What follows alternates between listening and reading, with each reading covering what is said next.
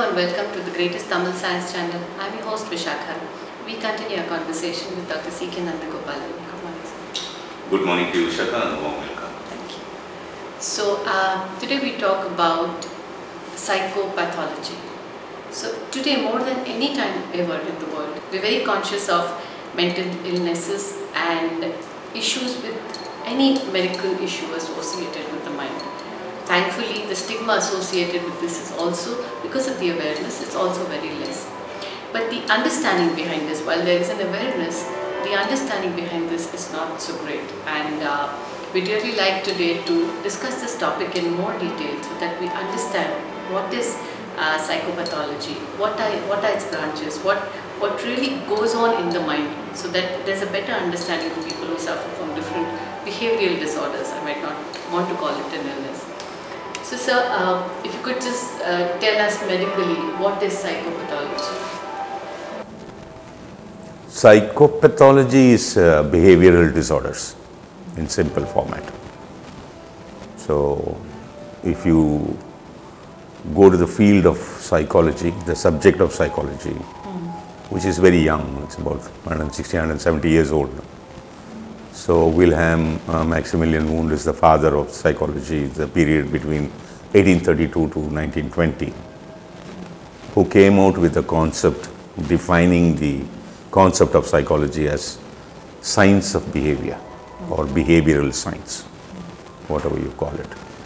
Previously, it was studied as a concept of science of soul, then science of consciousness, and then it was all scrapped, and this guy has brought that concept. Later on, Sigmund Freud, who was an Austrian, Maximilian Wundt is a German. Basically, the birth of psychology is from Germany, because he's the guy who first set up practical lab for behavioral science, which is mostly covered under physiological psychology.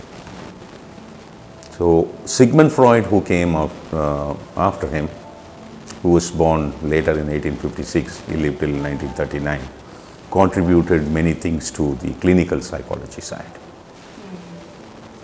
That's where the psychopathology comes. Basically, if you take psychology, it is divided into 4 major categories in the initial period. Even now it is.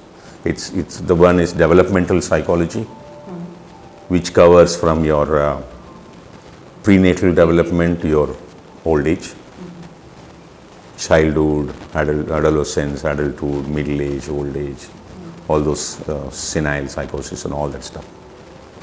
And then you go to abnormal psychology, which covers the psychopathology.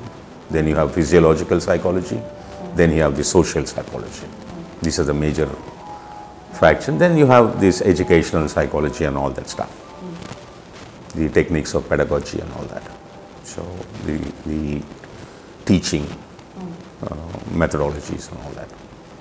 So when you come to the abnormal psychology, so abnormal is what is away from normal.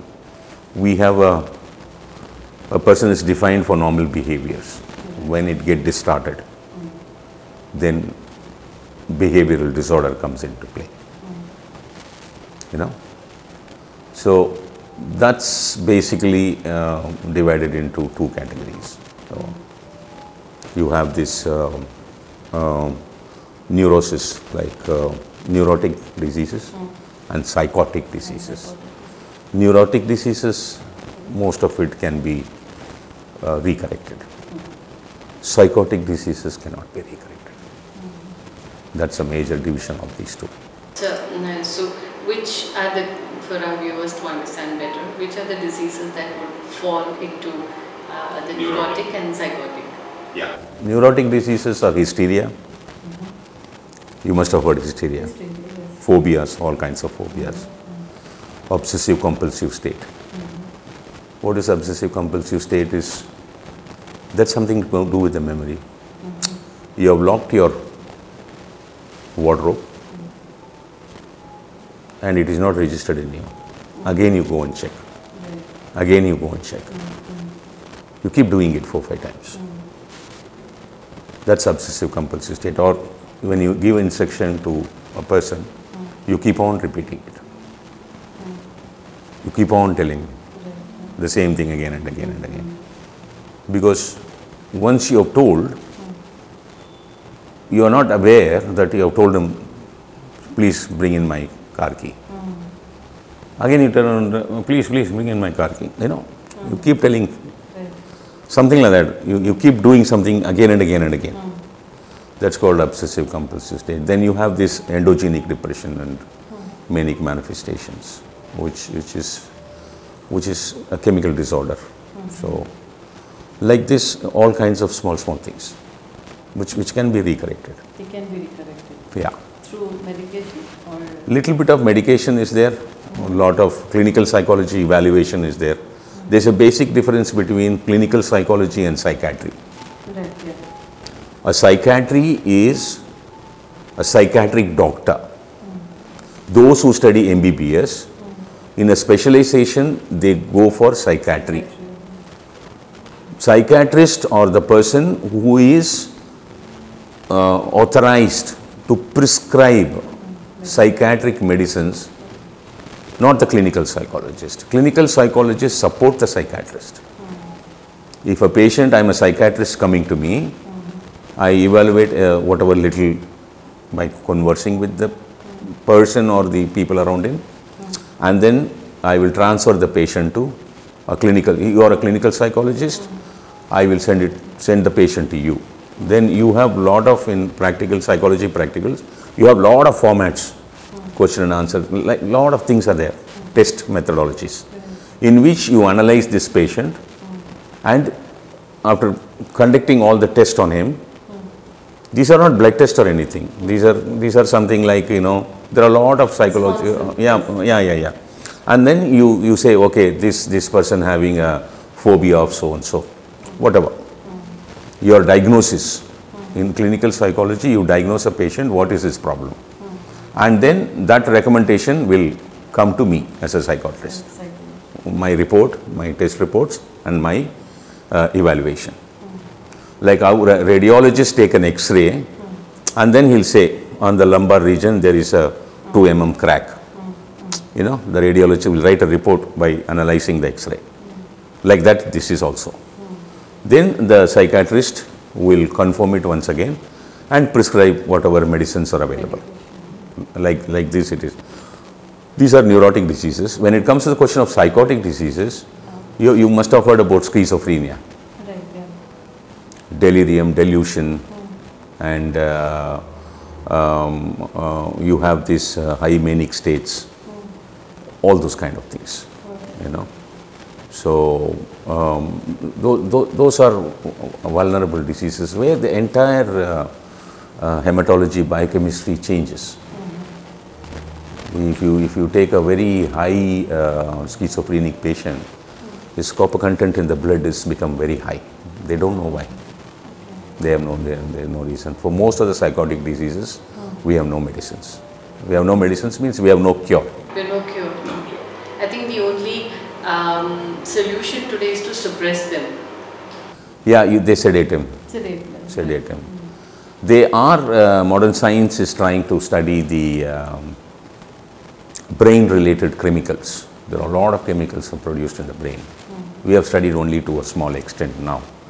Maybe in my estimation, in the next 100, 150 years or 200 years max, the biochemistry will be in a better position to go closer to these chemical changes in the brain, where the chemicals which are responsible for distortion, behavioral distortion, they call it a psychological distortion. The coherent behavior will not be there.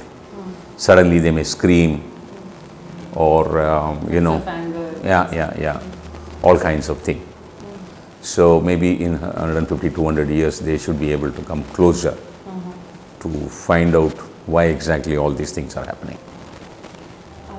So coming back in both the cases of neurotic and psychotic, is it to begin with a chemical change, or is it a social or personal trigger that actually induces these? Because a lot of times in terms of depression, or maybe not maniac anger, etc., but depression, we assume that it's the social conditioning of the person, or maybe whatever they're going through, that actually sparks this kind of behavior. So is it really a chemical brain related issue for both, or is it to do with yeah, basically if you see the family surroundings, you know, especially the parental conditions. So the psychologists have very clearly analyzed, and even the modern scientists have analyzed, that 0 to 6 years of childhood is the basic time period to which molds an individual, his basic personality characteristic traits. That is the one which decides this person when he grows up. So in that period, how best that you handle a child and make him, mold him, or try to teach him all those kind of things. If suppose, for example, right from the time the child is born, if there's a lot of misunderstanding between the father and mother, and they keep on fighting, quarreling, or sometimes the child is exposed to the husband abusing the wife, the child is seeing the mother is getting abused, or physical torture by the husband to the wife, or wife to the husband. It happens in both ways. All those kind of things create a lot of impact in the child's brain, which leads to high emotional imbalance as the child grows up. And the sexual discipline of the father and mother is the case history of most of the abnormal patients. If the child has to see mother having another partner,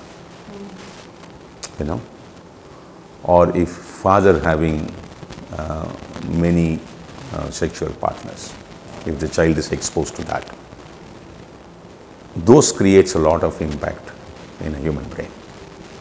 If you go through case studies, if you go to a mental hospital, all these psychotic, the clinical psychologists and the social workers, they make the case study of the whole, why this person, what was his childhood, what has impacted him, from which age he has turned with his behavioral disorder, why he had come so worst.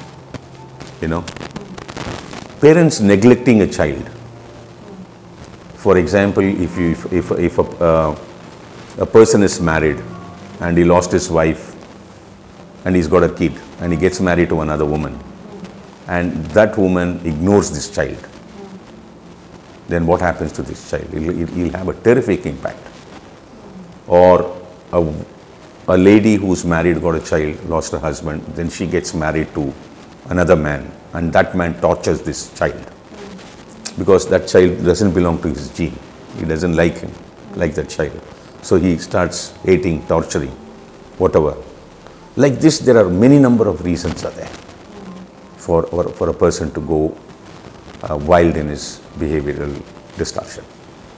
So it runs, there are many reasons for all these things. That's how it goes. When you go through the case history of these people, there'll be a file. You can read all these things.